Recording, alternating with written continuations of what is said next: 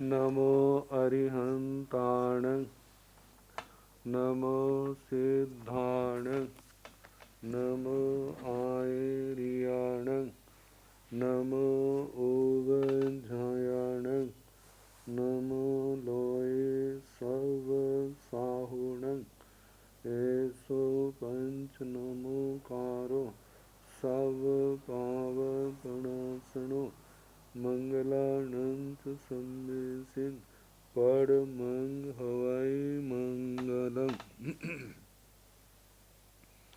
जिन शासन जिन वाणी सदा जयवंत हो, श्रवण संग सदा अविचल मंगल हो।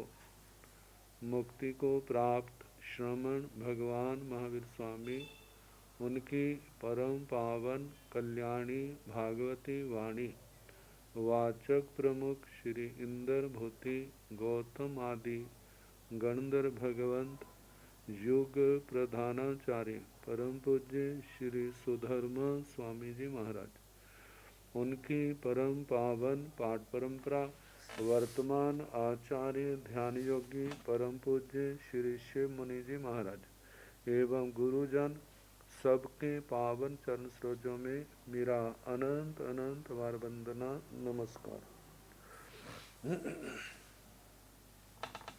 आगम परिषद में विराजमान वरिष्ठ मुनिराज, अन्य मुनिवृंद, परम आदरणीय भगवती स्वरूपा महासाधनिया जी, श्री सूत्र कृतांग सूत्र की वाचना प्रारंभ है। प्रथम स्कंद का तीसरा अध्ययन और तीसरा उद्देशक सुनाया जा रहा है। उपसर्ग प्रज्ञा जिसका नाम है, तो कल 13वीं गाथा को सुना रहे थे, जिसमें बताया था लित्ता तिब्बा भी तावेण, जो तीव्र अभिताप से लिप्त है। तीव्र अभिताप तीव्र कषाय, साथ में जे भी तीव्र बंद वाले कर्मों से जो लिप्त है।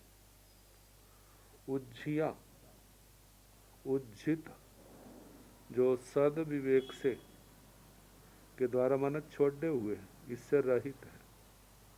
असमाहिया असमाहित, शुभ अध्यवसायों से रहित।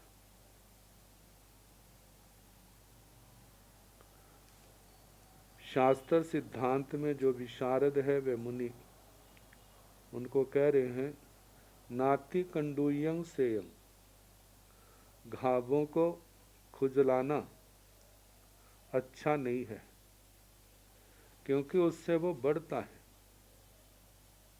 अरुवस अवरज्जति, अरुवस अरुव जे शब्द है,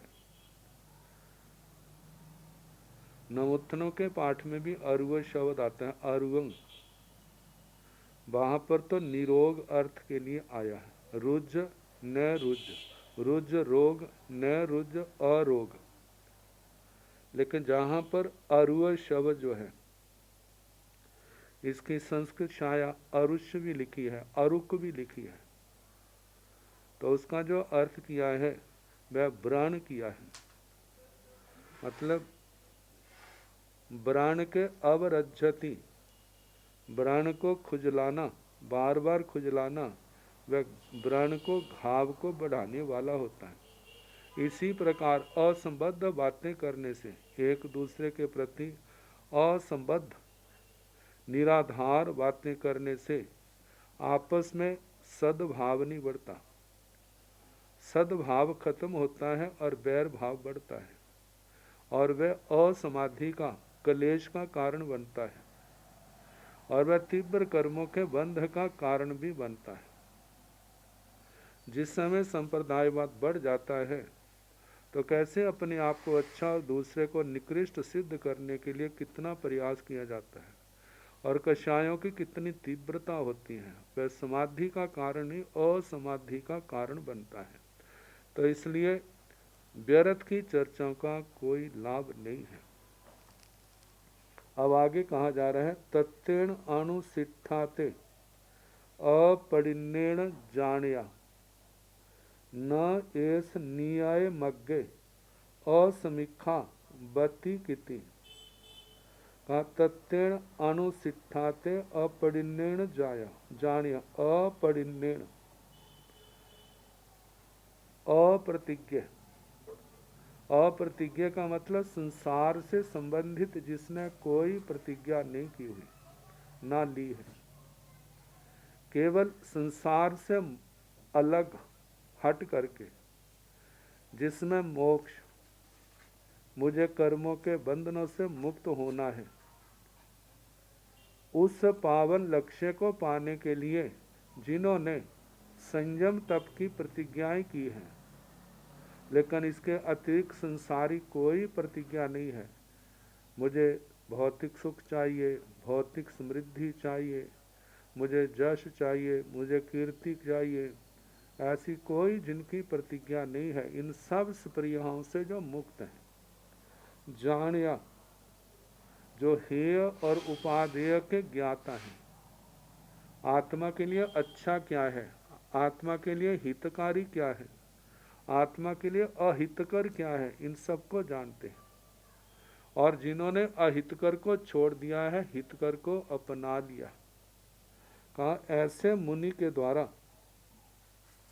तत्तेन अनुसिद्धा, सत्य वास्तविक तथ्य तत्वों का अनुशासन किए हुए, मतलब शिक्षा दिए हुए, क्या कि न एस नियय मग्गे, जे आपका मार्ग जो है नियत नहीं है, कल्याणकारी श्रेष्ठ नहीं है। जो आप जो कहते हैं कि साधु को साधु की सेवा नहीं करनी चाहिए, गृहस्थी सेवा उसकी कर सकता है, तो ये आपका मार्ग ठीक नहीं है।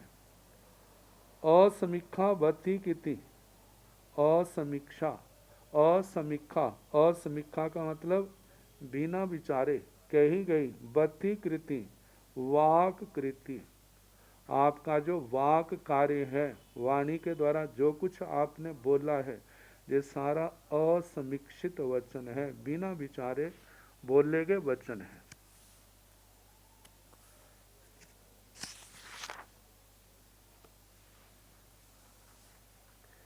ऐसा जा वही एरीसा जा वही ऐसा अग वेणुव करी सीता गीहिणो अभिहडंग सेयंग भुंजियों नव भिक्षुण।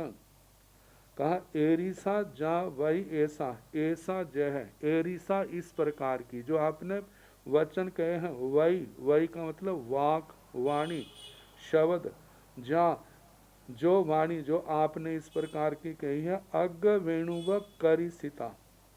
कहा कि अग्र वेणु, जैसे बांस का अग्र हिस्सा होता है, नरम होता है, जिस ओर झुकाओ उसी ओर झुक जाता है, वो अपने ऊपर बोझ लेने में समर्थ नहीं होता। कहा इसी प्रकार जे जो आपने कहा है, जे भी उस अग्र वेणु, बांस के अग्र भाग के समान क्या है, कृष है, खींची एकदम क्या हो जाती है, टूट भी जाती है और झुक भी जाती है। तो कहा इसमें कोई सार नहीं है, क्या गृहिणो अभिहडंग सेयंग, आपने जो कहा गृहस्थी के द्वारा लाया गया भोजन साधु खा सकता है, वो कल्याणकारी है। भुंजियों न वो भिक्षुण, यदि वो भिक्षु के द्वारा लाया गया है तो वो नहीं, वो वह जो है वो श्रेष्ठ नहीं है, वह कल्याणकारी नहीं है। कहा जे सारे अज्ञानता से भरे वचन है। कहा कि जिस विवेक से जो गृहस्थों ने अपने लिए बनाया है, उसमें से कुछ शेष बचा हुआ भिक्षु जाता है, समितियों का पालन करते हुए ये दोषों को दूर करता हुआ निर्दोष भोजन पानी ला करके रोगी आदि या वृद्ध है, कोई तपस्वी है, जरूरतमंद सेवा के जो अधिकारी हैं उनको ला करके देता है। आपका मानना कि जे लाना अच्छा नहीं है, गृहस्थी ला करके दे वो अच्छा नहीं है, लेकिन जब आपके वचन मिथ्या है, कहा जो साधु ला करके देता है वो पूर्णतया निर्दोष है, जबकि गृहस्थी के द्वारा लाया हुआ पूर्णतया निर्दोष नहीं है। जो आप ऐसा कहते हैं, धम्म पन्नवना जासा सारंभाण विसोहिया नव एयाहि दिठे पुब्बमासी पगपियं धम्म पन्नवना जासा। आप जो कहते हैं जो धर्म की प्रज्ञापना है, गृहस्थी लोग जो हैं उनके अंदर चारित्र नहीं होता, नहीं होने के कारण से वे साधुओं की सेवा करके अपना उद्धार करते हैं। तो इसलिए सारंभाण विसोहिया, जो धर्म प्रज्ञापना रोगी को गृहस्थ भोजन आदि ला करके दें। कहा जे सारंभाण, जिनका जीवन आरंभ समारंभ प्रधान है, कहा उनकी विसोहिया विशोधि का उनको शुद्ध करने वाली है। नव एयाहि दिट्ठि पुब्बमासी पगप्य, कहा जी आपकी कल्पनाएं हैं जो आप ऐसा कह रहे हैं। जो गृहस्थों के लिए शुद्धि का मार्ग कहा है, कहा जी दृष्टियां जो हैं इन दृष्टियों से पुब्बमासी न पगप्य, जो पहले ऐसा वर्णन नहीं था। मतलब शास्त्रों के अंदर ग्रंथों के अंदर ऐसा नहीं, उनके लिए तो यही है कि साधु जो है वो अपने स्वयं भी भिक्षा लेकर के अपना जीवन निर्वाह करे, संयम पाले। और जो दूसरे साधु मतलब दूसरे हैं बीमार आदि हैं तो साधु ही उनकी सेवा करे, ना कि गृहस्थी सेवा करे।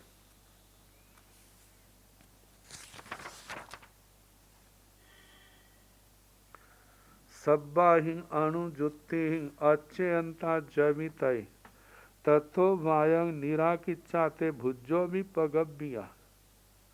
अब कहा जा रहा है सब्बा ही अणुजुति, समस्त युक्तियों के द्वारा अच्यंता जवितय, जब वो निरुत्तर हो जाते हैं, सुविहित साधु के प्रश्न का उत्तर देने में समर्थ नहीं होते, तत्व वायं निराकिचा, तब वाद विवाद तो छोड़ देते हैं, लेकिन ते भुजोपी पगभ्या, पुण्य वो पगभ्या प्रगल्पित वाद विवाद के लिए, लड़ाई झगड़े के लिए उतर आते हैं, लड़ने झगड़ने लग जाते हैं, गाली गलोच में आ जाते हैं।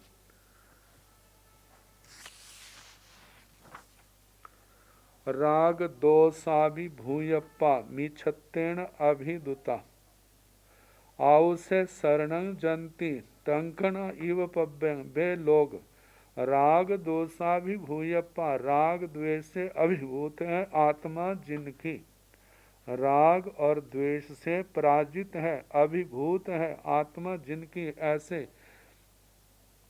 राग द्वेषाभिभूत आत्मा मिच्छत्तेन अभिदुता, और मिथ्यात्व से अभिद्रुत हैं, मिथ्यात्व से घिरे हुए हैं। शास्त्रार्थ में चर्चा में पराजित होने पर आउ से शरणं जंती, वे आउ से शरणं जंती, वे जो है गालियां अपशब्द आक्षेप आदि का शरणं जंती शरण लेते हैं, लड़ाई झगड़े का अपशब्दों का प्रयोग करते हैं। टंकना इव पव्यं, दृष्टांत दिया है जैसे टंकन जाति के पर्वत निवासी मलेच्छ जब युद्ध में हार जाते हैं तो वे अपनी रक्षा के लिए पर्वतों के बीहड़ स्थानों में जाकर के शरण लेते हैं कि जहाँ पर हमारे शत्रु जो है वो हमें ढूंढ नहीं सकेंगे। इसी प्रकार जब वो प्रश्न का उत्तर देने में असमर्थ होते हैं तो उसके बाद लड़ाई झगड़े का रास्ता ले लेते हैं। तो भगवान कहते हैं बहु गुण पगपाई कुज्जा अत समाहिए जेन अन्य नो विरुद्धे जा तेन तंग तंग समाय रे। कहा कि बहुश्रुत साधु साध्वी चर्चा के समय इन बातों का ध्यान रखे, आत्म समाहिए, जिनकी चित्त वृत्तियां समाधि से युक्त हैं। कहते हैं वह मुनि बहु गुण पग पाई, अन्य तीर्थी के साथ चर्चा करते समय इन बातों का ध्यान रखे कि बैर विरोध ना बढ़े, शांति से समता से धैर्य से उनके प्रश्नों का उत्तर दे और उनको सन्मार्ग पर लाएं। आचार्य सूत्र में कहा था कि जो बद्ध लोगों को मतलब के मुक्त करता है, मतलब के जो नासमझ है उनको सच्ची समझ देता है, वो ही प्रशस्त है, उसी में उसकी साधुता की श्रेष्ठता है। कहा कि शत्रु बनाना, शत्रुओं को बढ़ाना, ये सारी की सारा क्या है, असमाधि का कारण है।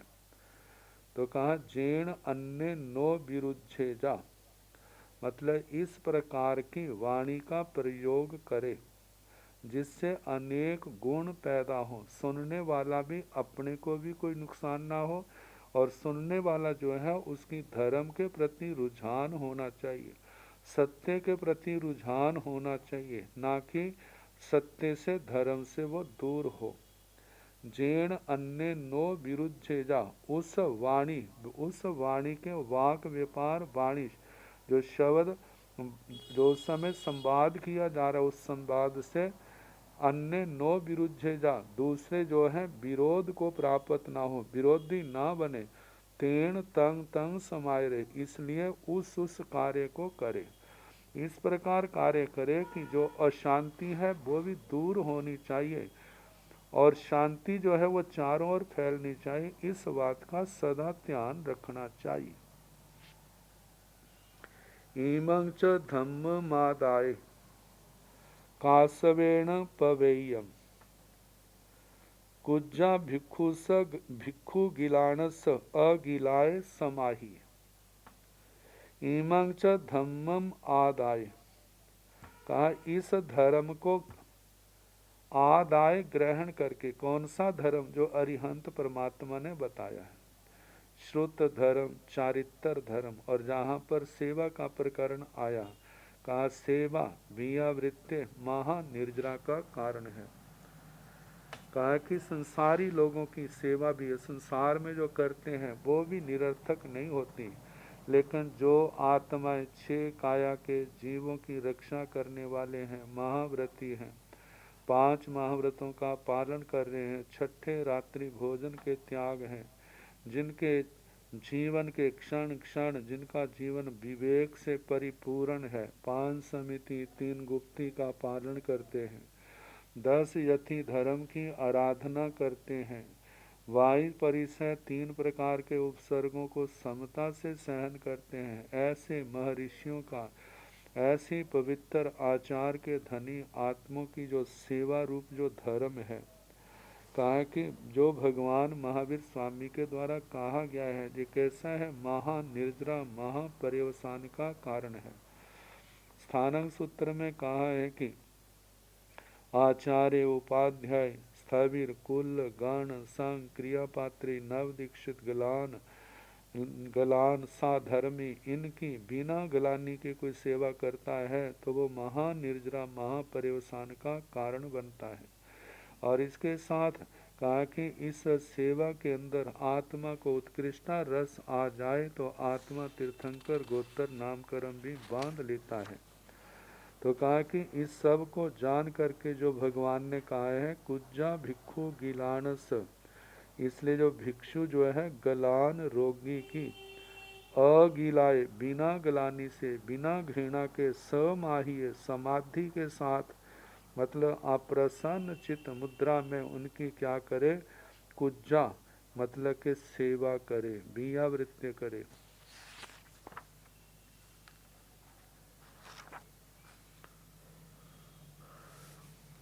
इस उद्देश्य की अंतिम गाथा, संखाए पेसलंग धम्मं दिट्ठिमंग परिनिब्बुडे उवसज्ञे नियामिता आमोक्षाय परिभये जासी तिवे में। संखाए पेसलंग धम्मं दिट्ठिमंग परिनिब्बुडे, संखाए जान करके, समझ करके, पेसलंग धम्मं उत्तम श्रेष्ठ सुंदर धर्म को, पेसलंग उत्तम श्रेष्ठ अर्थ में आता है, धम्मंग धर्म को, जो अरिहंत भगवंतों के द्वारा कहा गया केवली प्रज्ञात धर्म है, उसको जान करके।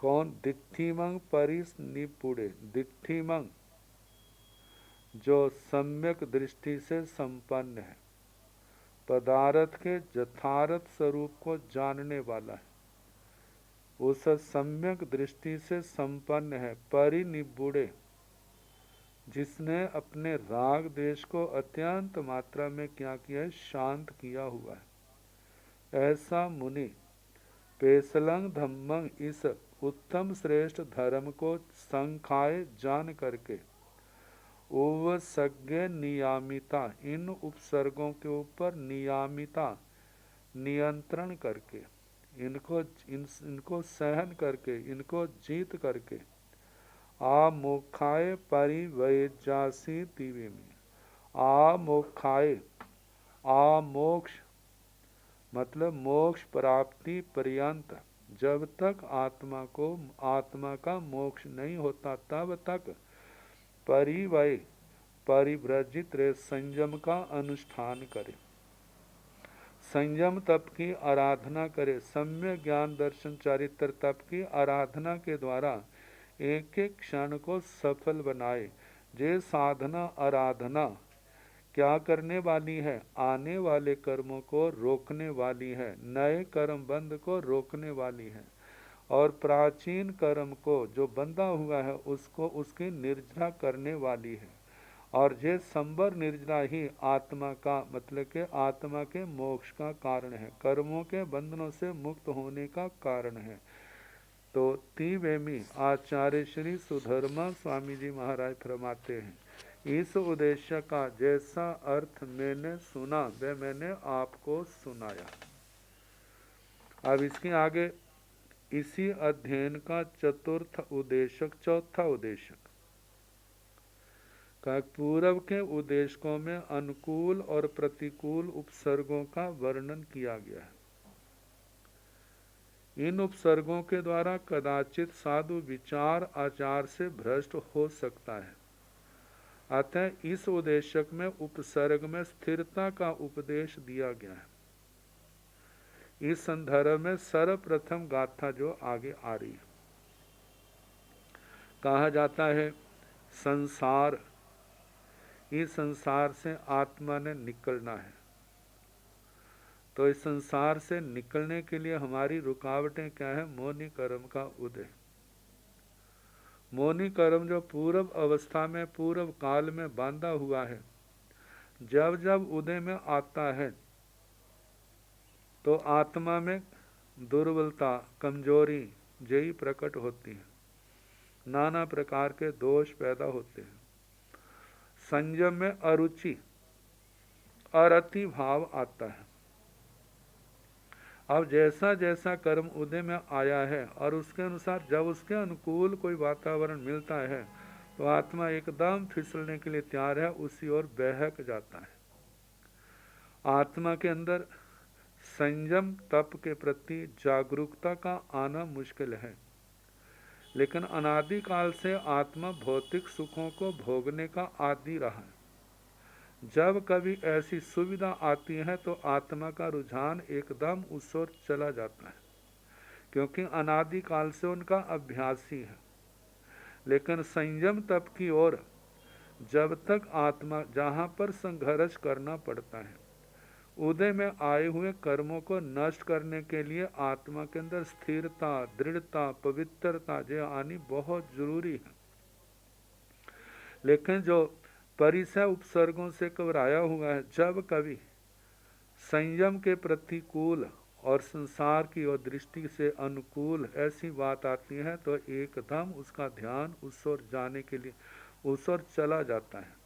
तो उन सब को रोकने के लिए भगवान जो है स्थान स्थान पर कोई ऐसी, क्योंकि सर्वज्ञ सर्वदर्शी भगवान तो सब कुछ जानते हैं, कहाँ किसके अंदर क्या कमजोरी आ सकती है, और उस कमजोरी के अंदर जे भव्य आत्मा इस मोक्ष मार्ग से भटके ना, इसलिए उन्होंने पहले ही उन बातों का वर्णन कर दिया है।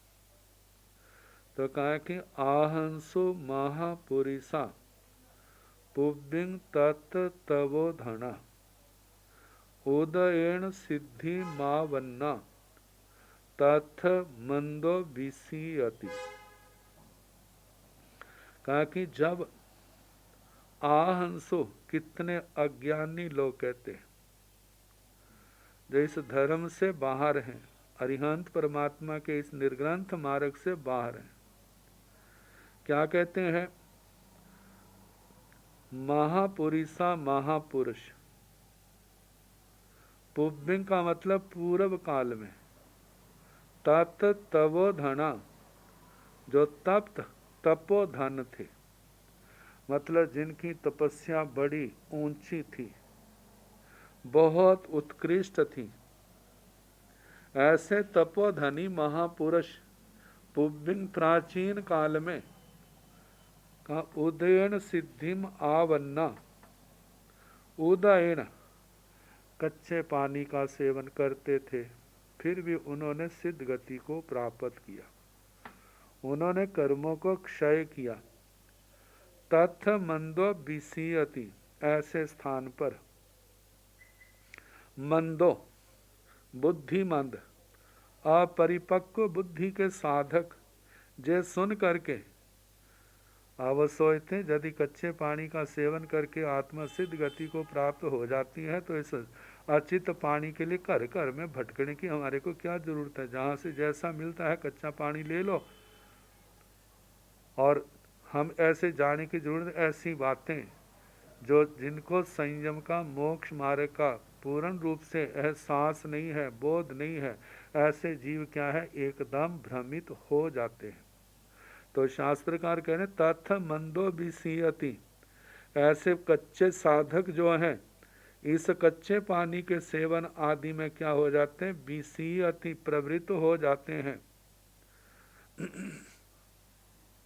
और अचित पानी को ढूंढने के लिए, उसकी गवेषणा करने के लिए विषाद का अनुभव करते कहते हैं कि यदि इससे हमारा कोई नुकसान नहीं होता है तर तो इस पानी का सेवन करने वाला भी तर जाते हैं, तो फिर घर घर जा कर के भटकने की क्या जरूरत है?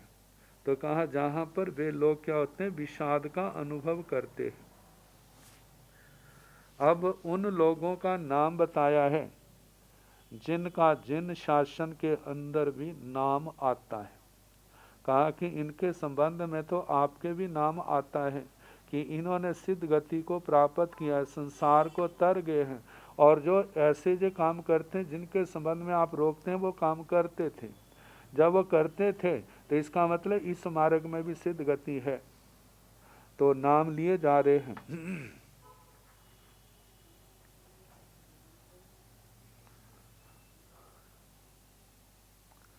जहाँ पर कहा अपरिपक्व बुद्धि के साधक को इस प्रकार की भ्रांति के शिकार बनकर अपनी संयमचर्या में झटपट रद्दो बदल नहीं करना चाहिए।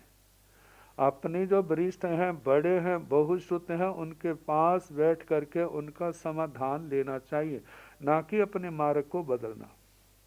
तो कहा कि अभुंजिया नमी विदेही राम गुत्तेय भुंजिया, बाहुए उदगंग भोचा, जहाँ नारायण तहाँ नारायण ऋषि, आसीले देविले चेव दीवायण महर्षि, पारासरे दगंग भोचा बियाणी हरियाणी, एते पुब्बंग महापुरिषा आहिता इह सम्मता, भोचा वियोदगंग सिद्धा इति मे अनुसूयंग। तत्थ मंदा विसीयन्ति बाह छिन्नाव गद्धवा, पिठ तो परिसपन्ति पिठ सप्पीव संभमे। कहा कि अभुंजिया नमी विदेही, नमी विदेही, विदेह के राज ऋषि, नमी राज जिनको कहा जाता है, इसका नाम बहुत प्रसिद्ध है अपने जैन शासन में भी, औरों के भी आता है। तो अभुंजिया, अभुंजिया का कहा है कि उन्होंने आहार छोड़ करके सिद्ध गति को पाया था, वो आहार नहीं करते थे, ऐसा उनका मानना। आगे राम गुप्तेय भुंजिया, राम गुप्त ने भोजन करके सिद्ध गति को पाया था। बाहुए उदगंग भोचा, बाहुक ने भी कच्चे पानी का सेवन करके सिद्ध गति को पाया था। ताहा नारायण ऋषि, तथा नारायण ऋषि जी ने भी पानी का सेवन करके क्या किया था, अपनी सिद्ध गति को पाया था। आसीले देवीले चेव दीवायण महर्षि पार आसरे दगंग भोचा बियाणी हरियाणी।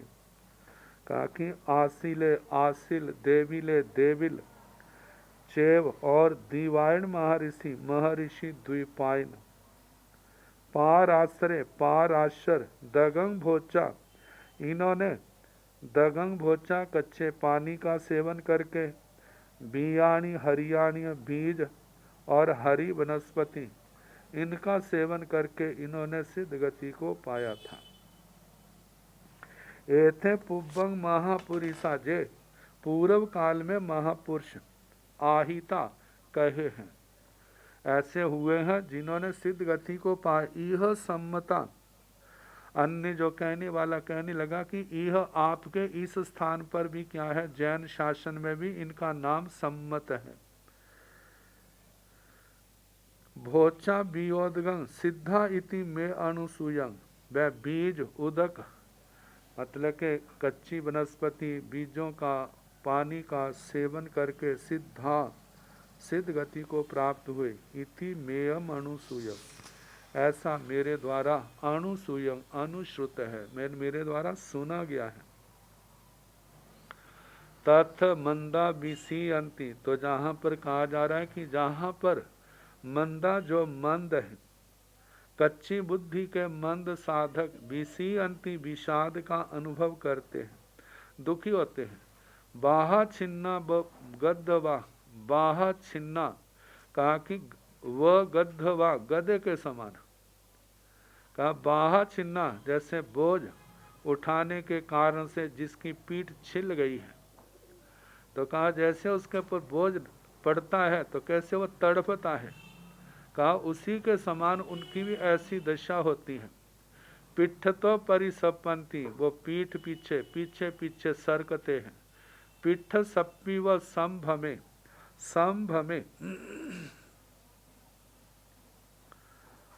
कहते हैं जैसे भय के समय, व्याकुलता के समय, जब दुविधा में फंसा होता है, कहा कि जैसे आग लग जाती है तो उपद्रव होने पर पिट्ठ सप्पी लकड़ी के टुकड़े की लाठी की सहायता से चलने वाला, पैरों से रहित, जब पैरों से लंगड़ा है ऐसा व्यक्ति पिट्ठ पिट्ठंतो मतलब पिट्ठ तो पीछे पीछे, परिसपति वह क्या है, सरकता है, धीरे धीरे चलता है।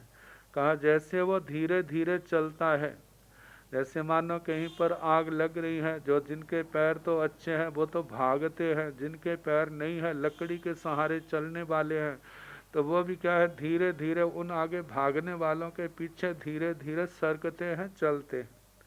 तो कहा इसी प्रकार वो मंदमती जो संयम में भी सबसे पीछे हो जाता है। सबसे पीछे होने का मतलब कहाँ, तो वे एक साधक जो 6 काया के जीवों की रक्षा करते हैं और ऐसी जो अकल्पनीय वस्तुओं का त्याग नहीं, सेवन नहीं करते हैं, सेवन न करने के कारण से उनका संयम बहुत ऊंचा है। वो मोक्ष मार्ग में तो बड़ी तीव्र गति से चल रहे हैं, लेकिन जो ऐसे लोग कच्चे पानी आदि का सेवन करने लग जाते हैं, तो ऐसे जो हैं कच्ची वनस्पति का सेवन करने लग जाते हैं, तो कहा ऐसे लोग जो है बहुत पीछे रह जाते हैं उन संयम निष्ठ साधकों से। कहा जाता है जो प्रत्येक बुद्धों में इनके नाम आते हैं। ऋषि भाषी सूत्र में, भगवती सूत्र में सोचा केवली और असोचा केवली का वर्णन आता है। तो कहा जाता है ऐसे जो प्रत्येक बुद्ध हुए हैं जिनको जाति स्मरण ज्ञान हो गया।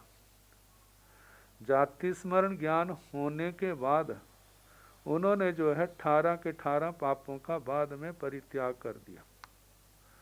जब 18 के 18 पापों का परित्याग कर दिया है, उसके बाद उन्होंने विशुद्ध संयम पालन करके कर्म क्षय करके सिद्ध गति को प्राप्त किया है।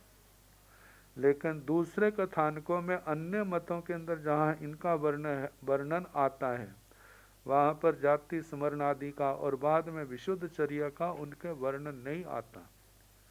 जैसे कहा जाता है भगवती सूत्र में ऐसे साधक कोई मिथ्या दृष्टि है लेकिन बड़े भद्र परिणामी है, विनम्र हैं, मृदु स्वभाव के, सरल हैं, कषाय बड़े पतले हैं, बेले बेले की साधना करते जा रहे, और साधना करते किसी समय ऊहापोह करते करते उनको विभंग ज्ञान पैदा हो गया।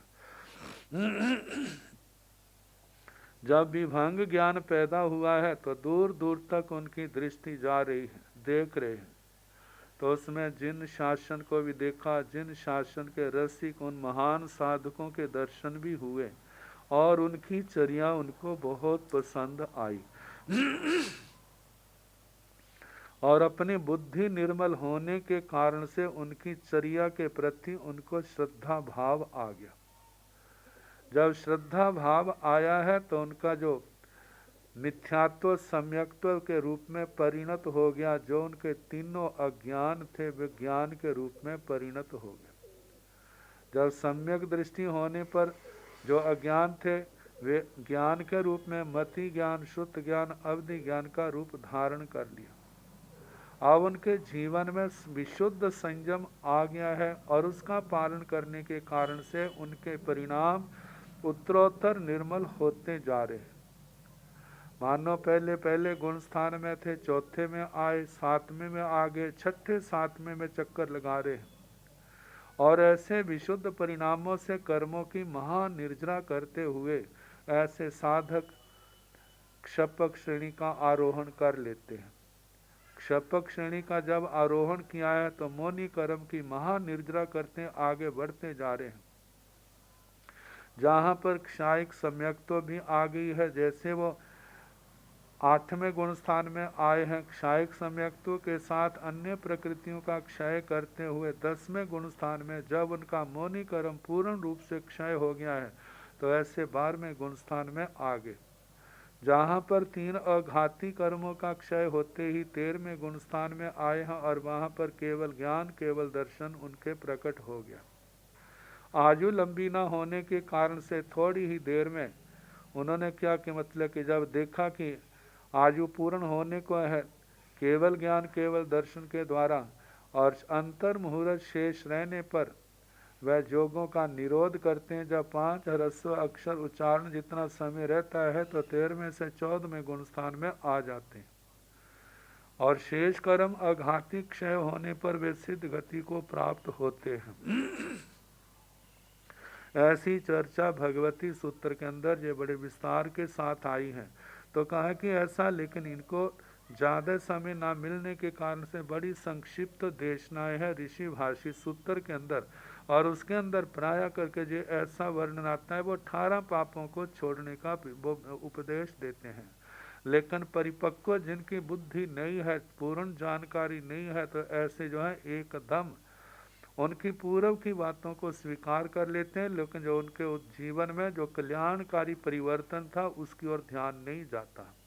तो नहीं जाने के कारण से क्या है, फिर भटक जाते हैं। तो इन सब बातों को सामने रखे भगवान का जो उपदेश है, ऐसे लोगों की बातें सुन करके घबराना नहीं, अपने जो आपने विशुद्ध संयम लिया है उससे इधर उधर नहीं होना, इस बात का ध्यान रखना।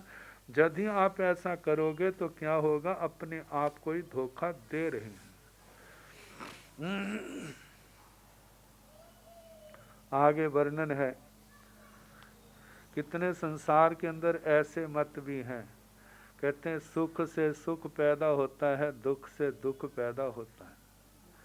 जब सुख से सुख पैदा होता है तो कहा आपको सुख चाहिए तो इस करके सुखी रहो।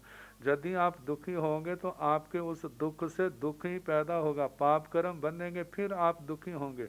ऐसी भी एक मान्यता है।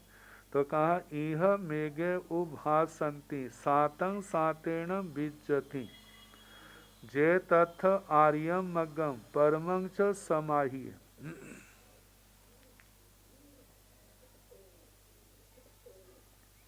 कहा कि इह मेघे सिंह मेघे उभासंति, यह इस मोक्ष प्राप्ति के विषय में है।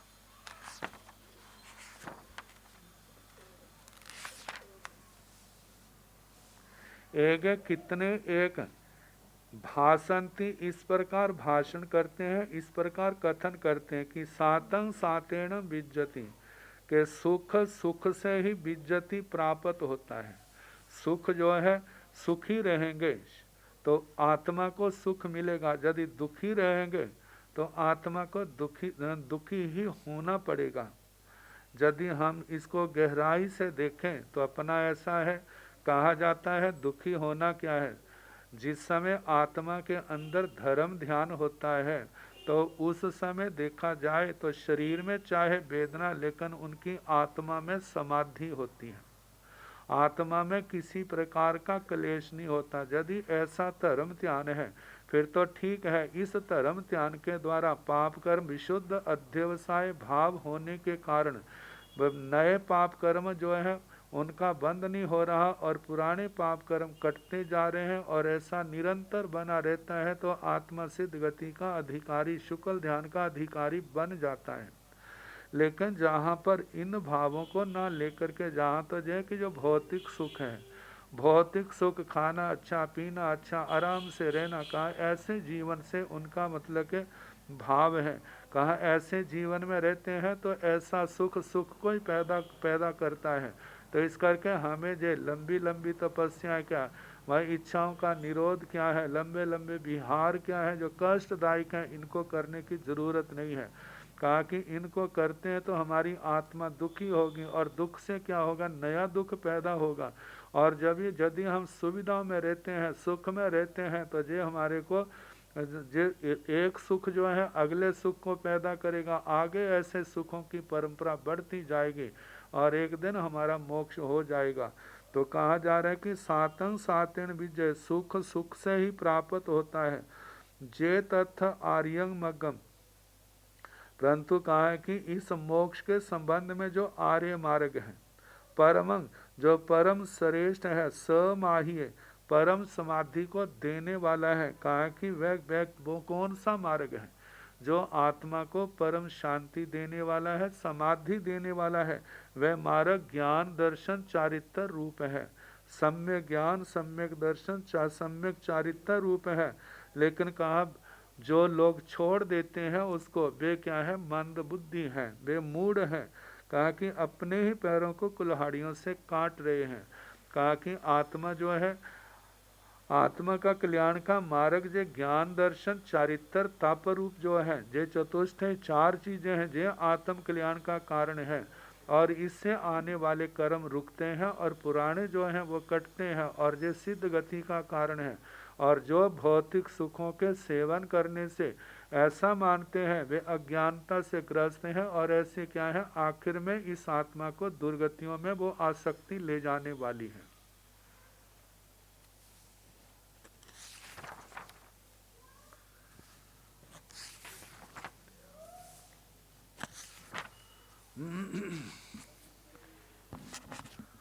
आगे फरमाया है, माँ एयं अवमन्नता अपेणं लुम्पहा बहुम एतसौ अमोखाय अवहारिव जूरह। कहा माँ एयम अवमन्नता, एयम इस जिन्न मार्ग का, ये जो सम्यक 18 पापों का जिसमें त्याग है, संयम और तप की आराधना का जहाँ उपदेश दिया जाता है। कहा इस अरिहंत परमात्मा के द्वारा इस बताए गए इस मार्ग का अवमन्नता, तिरस्कार करके, ठुकरा करके तुम ना अपेणं लुम्पहा बहु, तुम क्या कर रहे हो। कहा थोड़े से भौतिक सुखों के लिए आप कितने बड़े लाभ को आप ठुकरा रहे हैं। अपेणं तुच्छ अल्प विषय सुख के लोभ से बहु अति मूल्यवान जो मोक्ष सुख है, जिसकी आदि है लेकिन जिसका अंत नहीं।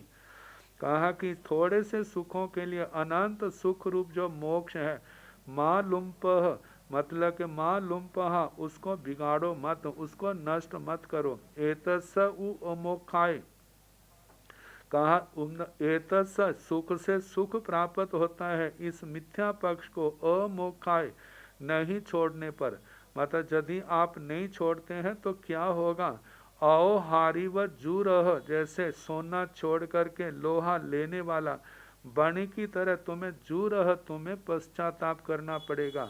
ये जहाँ पर तो केवल नाम मात्र दिया है लोहे को उठाने वाला, लेकिन ये कथा जो है राज प्रश्न सूत्र में राजा परदेसी के अधिकार में बड़े विस्तार के साथ आचार्य श्री केशी श्रवण जी महाराज ने फरमाई है। जिस समय राजा परदेसी ने ये कहा था कि महाराज जो आपने कहा है वह तो बिल्कुल ठीक है, मैं मानता हूँ, लेकिन मैं पूर्व की अपनी मान्यता को कैसे छोड़ दूं, क्योंकि जो मेरे विचार तज्जीव तत् शरीरवाद के हैं, जो शरीर है वो ही जीव है, वो जो जीव है वो ही शरीर है। जे मेरे को जन्म देने वाले मेरे पिताजी का जे मत था, उनके पिता दादा का जे मत है, कितनी परंपराओं से ये चला आया है। तो इतनी देर से मतलब कि पीढ़ी दर पीढ़ी जो हमारा जो अभिमत चला है, इसको मैं कैसे छोड़ दूं। तो आचार्य श्री केशी श्रवण जी महाराज ने कहा कि ना छोड़, लेकिन तुम ना उस लोहा उठाने वाले बणि की तरह तुम्हें पश्चाताप ना करना पड़े। तो उसने पूछा था भगवान वो कौन है? अयोहारी मतलब लोहा उठाने वाला। तो उन्होंने कहा कि 4 वणिक जो है विदेश में अपना भोजन पानी की सामग्री लेकर के विदेश की ओर जा रहे हैं। तो जब जंगल पार कर रहे थे तो रास्ते में उनको लोहे की खान मिली है। तो चारों ने जितना उठा सकते थे उतना लोहा उठाया और कहने लगे कि इसको हम बेच करके पैसे मिलेंगे और उससे हम अपना कार्य करेंगे। जब आगे चले हैं तो वहाँ पर उन्हें तांबे की खान मिली। तो 3 ने लोहे को छोड़ दिया, सोचा कि जितना लोहा उठाया है इतना हम तांबा उठाएंगे, इससे हमारे को ज़्यादा पैसे मिलेंगे। तो 3 ने जो लोहे को छोड़ करके तांबे को अपना लिया है, और चौथे को कहा गया तुम भी लोहे को छोड़ दो और ये तांबा जो है इसको ग्रहण कर लो, इससे ज़्यादा पैसे मिलेंगे। तो कहने लगा इतनी दूर से मैं लेकर के आया हूँ, इसको छोड़ना ही था तो इसको उठाने की क्या ज़रूरत थी, मैं इसको नहीं छोड़ूंगा। अब वो उसी को उठा के ले जा रहा है, लेकिन जब आगे चले हैं तो चांदी की खान मिली। तो 3 ने अपने तांबे को छोड़ा, चांदी को ले लिया, लेकिन चौथे ने लोहे को नहीं छोड़ा और बोझ उठा नहीं सका। आगे गए हैं तो सोने की खान मिली है। तो 3 ने अपनी चांदी को छोड़ के लोहा स्वीकार कर लिया, और लेकिन चौथे ने लोहा नहीं छोड़ा। आगे चले हैं, हीरे की खान मिली, रत्नों की खान मिली। तो कहा जाता है आखिर में देखा इससे बढ़ के तो और कुछ होता नहीं, अब हमें ज़्यादा लोभ नहीं करना। तो उन्होंने वो रत्नों को उठा करके अपने नगरों में आ गए हैं, लेकिन लोहे को उठाने वाले ने वो अपना लोहा ले करके आया है। अब रत्नों वाले कुछ रत्न ले करके मंडी में जाते हैं, बाजार में, और जो उन्होंने मांगा है और उनको बहुत सा धन मिला है, जिसके कारण से जमीन भी खरीदी है, उसके साथ अपने बंगले बना लिए हैं, व्यापार दोबारा नए रूप से सेट कर लिए हैं और किसी प्रकार की कमी नहीं है। लेकिन चौथा जो लोहे को उठाने वाला था, जब वो लोहे को बेचने गया तो थोड़े से पैसे मिले हैं जो कुछ ही दिनों के अंदर समाप्त हो गए हैं।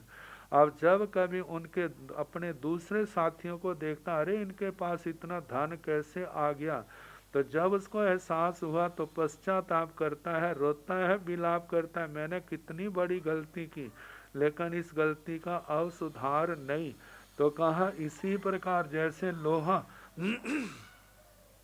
उठाने वाला जो है वह अपना पश्चाताप करता है, ऐसे ही जो लोग इन सुखों के भौतिक सुखों के चक्कर में पड़ करके इस मोक्ष मार्ग को छोड़ देते हैं, उनको भी बाद में ऐसे ही पश्चाताप करना पड़ता है। ऐसे पश्चाताप ना करना पड़े, इसलिए इस बात का ध्यान रखना, इन तुच्छ सुखों के लोभ में नहीं पड़ना। वर्तमान का थोड़ा सा दुख जो है अनंत सुख का कारण है, जो संयम तप की आराधना करने में दुख आता है, उसको समता से सहन करते हैं तो कितने कर्मों की महान निर्जरा करते हैं, आगे बढ़ते हैं। लेकिन इन दुखों से घबरा करके जो भौतिकवाद में तुच्छ सुखों के पीछे भागते हैं, उनका परिणाम फिर वैसा ही होता है जैसे लोहे को उठाने वाले का। तो अब इसके आगे जो और वर्णन आएगा फिर कल जैसे समय होगा। कल तो रविवार है, परसों सोमवार को, आज पत्तर तो नहीं लेकिन संदेश है कि 7 नयों के संबंध में। 7 नयों का वर्णन स्थानक सूत्र के 7वें ठाणे में आता है।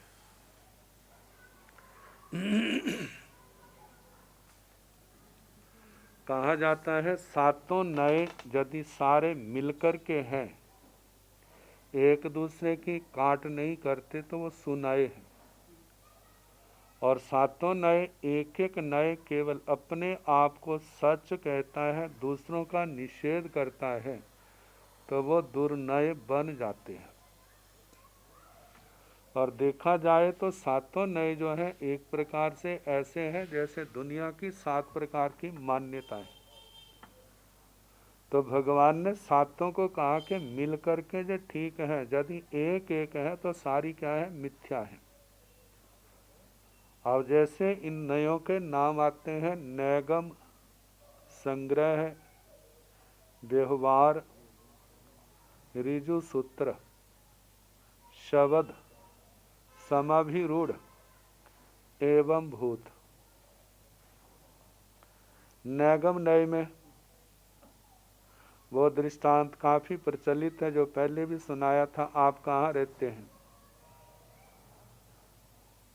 उसने कहा लोक में, लोक 14 रोज 3 हिस्सों में बंटा है, अधोलोक, मध्य लोक, ऊर्ध्वलोक। आप कहाँ रहते हैं, मध्य लोक में। मध्य लोक असंख्यात कोटा कोटि योजन का है, जिसके अंदर असंख्यात द्वीप समुद्र के। आप सब में रहते हैं, कहते नहीं मैं तो केवल जम्बू द्वीप में रहता हूँ। कहा जम्बू द्वीप जो है 1 लाख योजन प्रमाण का है, इसमें कितने भाग हैं। भरत क्षेत्र है, इरावत क्षेत्र है, महाविद्य क्षेत्र कितना बड़ा है। हरि देवकुरु है, उत्तर कुरु है, हरिवास है, रम्यकवास है, हिम वय है, हिरण्य वय, कितने बड़े बड़े पर्वत हैं। तो क्या आप सभी जगह रहते हैं, कहते नहीं। कहते कहाँ रहते हो, भरत क्षेत्र में। भरत क्षेत्र के अंदर कहा 6 खंड हैं, तो क्या 6 खंडों में रहते हैं, कहते नहीं मैं आर्य खंड में रहता हूँ जो दक्षिण भारत में है। दक्षिण भारत के आर्य खंड में हजारों देश हैं, तो आप क्या उन सब में रहते हैं, कहते नहीं उनमें तो नहीं रहता, मैं तो किसी एक देश का नाम ले दिया। तो उसमें दृष्टांत में तो मगध का दिया है, क्योंकि मगध में उस समय जैन शासन का बड़ा प्रभाव था। पाटलिपुत्र का नाम दिया, पाटलिपुत्र इतना बड़ा है, तो आप सभी में रहते हैं, कहते हैं नहीं मैं फलाने भाग में रहता हूँ, वहाँ पर कितने मोहल्ले हैं, कितने बाजार हैं, कि सभी जगह करते करते एक घर में आ गए। अब जब एक घर में आ गए, कहते घर में कितनी मंजिलें हैं, ग्राउंड फ्लोर है, फर्स्ट फ्लोर है, सेकंड है, थर्ड है, कितनी है, जहाँ पर आप किस में रहते हैं, कहते हैं फलानी मंजिल में रहता हूँ। वहाँ कितने कमरे, क्या सभी में रहते हैं, कहते हैं नहीं मैं तो फलाने कमरे में रहता हूँ। कहते हैं वहाँ पर कमरे का कितना आकाश है, क्या सारे में रहते हैं, कहते हैं नहीं वहाँ पर जो बेड है उसके ऊपर और उसके ऊपर भी कहा जाता है कि नहीं, मतलब मैं शरीर में रहता हूँ। शरीर के बाद कहा कि मैं अपने आप में रहता हूँ। तो कहा जैसे जैसे संकुचित होता जाता है क्षेत्र, उतना उतना नैगम नय शुद्ध होता जाता है। प्रस्तक का भी दृष्टांत है। तो इस नय के अंदर सामान्य और विशेष दोनों को ग्रहण किया जाता है। अब जैसे सामान्य विशेष के रूप में कहा जाता है, जैसे वन कहाँ है, तो वन तो कितना विशाल है, तो वन तो तभी कहा जाएगा यदि वहाँ पर वनस्पतियाँ होंगी। कहा कि वनस्पतियाँ हैं, सारी की सारी, वनस्पति शब्द कहने से सारी की सारी वनस्पतियाँ आ गई हैं। कहा ये भी इसको भी स्वीकार करता है, लेकिन प्रत्येक वनस्पति का नाम है, चाहे कोई उसको जानता हो चाहे ना जानता हो, बिना नाम के कोई वनस्पति नहीं है। तो कहा जाता है प्रत्येक वनस्पतियों का अलग अलग अस्तित्व है और उनका समुच्चय का नाम क्या है, वन है, वनस्पति जो आया है। तो कहा जो सामान्य एक को गौण एक को प्रधान रूप में स्वीकार करता है, जो नैगम नय। आगे संग्रह नय जो है, जहाँ पर संग्रह कहता है कि वनस्पति सारी की सारी वनस्पतियाँ हैं। देखा जाए कोई भी वनस्पति को छोड़ करके एक एक वनस्पति के नाम वो क्या है, वनस्पति से अलग कुछ भी नहीं है।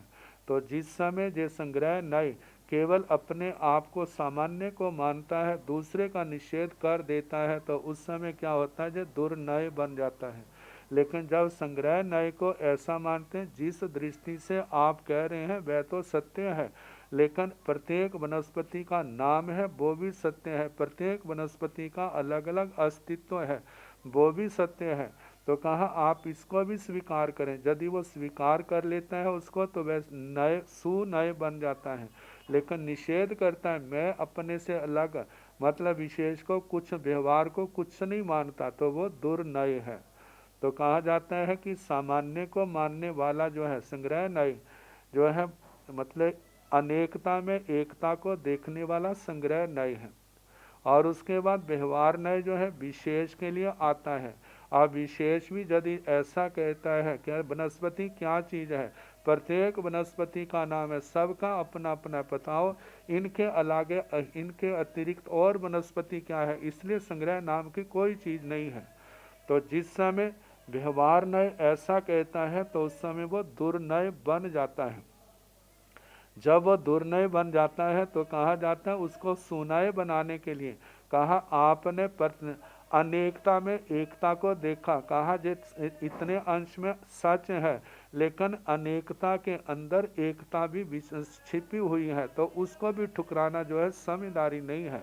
तो कहा जाता है अनेकता में एकता को देखने वाला संग्रह नय, और अनेकता में अनेकता में मतलब एक एक को अलग अलग देखने वाला वो विशेष व्यवहार नय है। तो इस प्रकार तीन नय हो गए, जैसे नैगम नय, संग्रह नय और व्यवहार नय। चौथा नय है ऋजु सूत्र। ऋजु सूत्र के संबंध में कहा जाता है जो केवल वर्तमान को स्वीकार करता है। तो कहा जाता है जिस समय जे कहते हैं वर्तमान, यह अतीत क्या है, कुछ भी नहीं है, भविष्य क्या है, कुछ भी नहीं है, जो है केवल वर्तमान है। लेकिन कहा जाता है जो अतीत है वही वर्तमान अतीत के रूप में व्यतीत हो चुका है, भविष्य आने वाला है, इसको ठुकरा नहीं सकते। लेकिन जो तीनों को समान रूप से मानता है वो तो क्या है सुनय, लेकिन जो केवल वर्तमान वर्तमान ही करता है बाकी कुछ भी नहीं, वो दुर्नय में आ जाता है। तो इस प्रकार ऋजु सूत्र जो है केवल वर्तमान को देखने वाला। अब इसके आगे तीन शब्द नए हैं, मतलब जिनको शब्द नय समभिरूढ़ एवं भूत कहा। शब्द नय में ऐसा आता है कि एक वस्तु को हम अनेक शब्दों के द्वारा संबोधित कर सकते हैं, जिसके अंदर पर्यायवाची है, देश काल भाव आदि का वर्णन आता है। और दूसरा एवं भूत जो है मतलब समभिरूढ़ है, उसमें ये कहा जाता है कि प्रत्येक शब्द का अपना अर्थ है। जो एक शब्द मतलब कि किसी वस्तु के लिए जुड़ा है तो उसके अर्थ को दूसरा शब्द नहीं कह सकता। यदि उस शब्द से कहा जाए तो वो ठीक है, यदि उस शब्द से नहीं कहा जाता तो वो गलत है। मतलब दूसरे उस शब्द को, उस अर्थ को हम उसी शब्द से कह सकते हैं, अन्य शब्दों से नहीं। जैसे कहा जाता है इंद्र महाराज के कितने नाम हैं, जैसे इंद्र भी कहा जाता है, पुरंदर भी कहा जाता है, सहस्राक्ष भी कहा जाता है, दक्षिण लोकाधिपति भी कहा जाता है। कहा जो इंद्र का शब्द है, उस जो इंद्र शब्द से जो अर्थ कहा जाता है वो पुरंदर शब्द से वो अर्थ नहीं कहा जाता है, क्योंकि परम समृद्धि के कारण से इंद्र कहा जाता है। और पुरंदर जो है शत्रुओं के नगरों को नष्ट करने के कारण से उसको पुरंदर कहते हैं।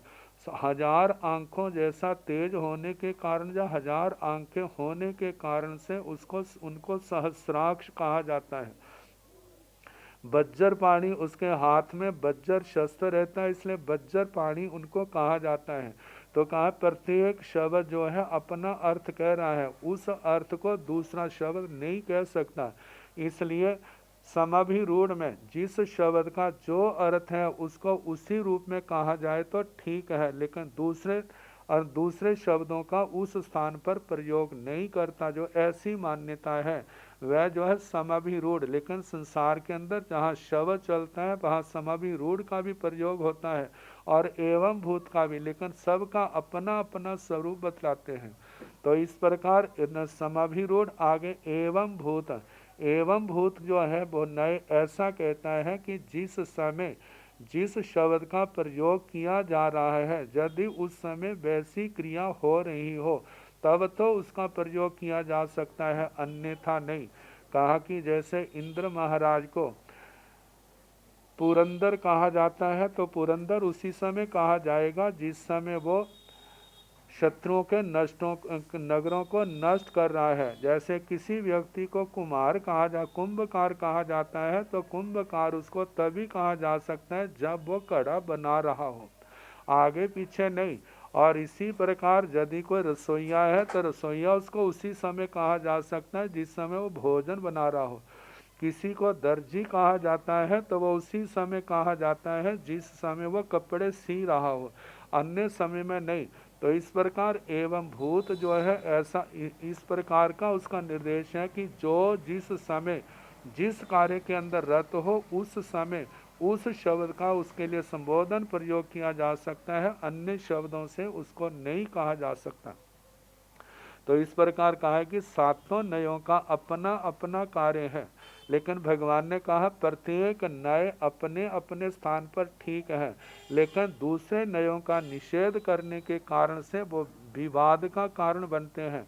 तो हमने एक दूसरे के अर्थ को भावों को समझते हुए विवाद से ऊपर उठ करके उनके भावों को समझना और उसके अनुसार अपनी जीवन शैली बनाना, अपना आचार आदि बनाना, शुद्ध रखना, आगे मोक्ष मार्ग की ओर बढ़ना, ये सातों नयों का यही प्रयोजन है कि जिसके कारण से हमारी दृष्टि शुद्ध हो। हमारी दृष्टि शुद्ध होगी तो हमारा ज्ञान शुद्ध होगा, चरित्र शुद्ध होगा और आत्मा की मोक्ष मार्ग की ओर गति बड़ी सम्यक होगी। और ऐसा जीव जो है आगे बढ़ते बढ़ते सिद्ध गति का अधिकारी बनता है। तो अब इसके आगे सोमवार को जैसा होगा सुनाने का प्रयास किया जाएगा।